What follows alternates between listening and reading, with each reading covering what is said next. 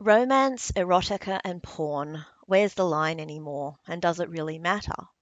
So, in this video, I'm diving into something that's been sitting at the back of my mind for a while, especially as someone who reads a lot of romance. What exactly is the line between romance, erotica, and pornography these days? Because I don't know if you've noticed, but it's gotten really, really hard to tell. And I actually think it still matters. It's not about being prudish, it's about knowing what you're consuming and why and when.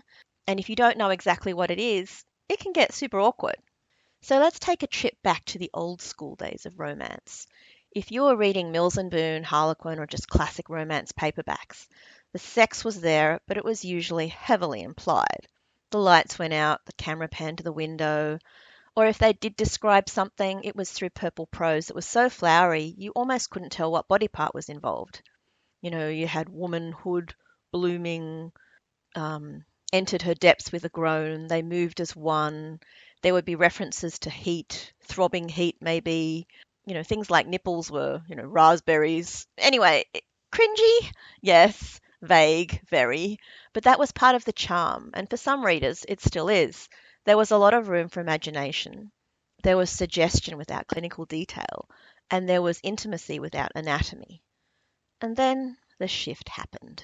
Somewhere along the way, maybe around the rise of indie publishing, Kindle Unlimited, and BookTok, the door didn't just get left open, it got blown off the hinges. Now it's extremely common to open a romance novel and find page-long, anatomically graphic sex scenes, language that you would expect from erotica or even porn scripts, taboo kinks, dirty talk, degradation, even public or risky sex scenes that have all been very normalized. There's nothing wrong with it per se. This isn't about shaming anyone's fantasy, but it is very jarring when you're expecting a romance and suddenly you're reading a scene that would have once been considered straight up erotica or even pornographic, depending on who's defining it. So that brings us to the question, if this is romance, then in this modern age, what do we consider to be erotica? And if erotica is like this, then what do we consider to be porn? So traditionally, the lines were romance focuses on the emotional arc. Sex may be present, but the story is about love. Erotica, the sex is the story, emotional arcs are optional. Pornography, explicit sexual content focused almost entirely on physical acts, not character or plot. But if you look at those definitions, in this day and age, these lines are very blurry at best and non existent at worst. On Kindle Unlimited, you can read a Kindle Unlimited romance that includes more than 6 graphic sex scenes, multiple partners, a breeding kink, and the words COCK and PUSSY on every page, and it's still shelved under romance. Meanwhile, erotica as a label has almost disappeared. It's not marketable, it's not cute, it doesn't hit the BookTok algorithm. So instead, authors write romance that walks, talks, and moans like porn, but they call it something else. And for readers who don't want the explicit sex, you now have to search specifically for clean romance. And this wasn't even a term we needed before. Romance used to default to fade to black. Now it defaults to show it all unless otherwise stated. But to be crystal clear here, I'm not a prude. I have written my fair share of smutty fanfics. I love a good sex scene.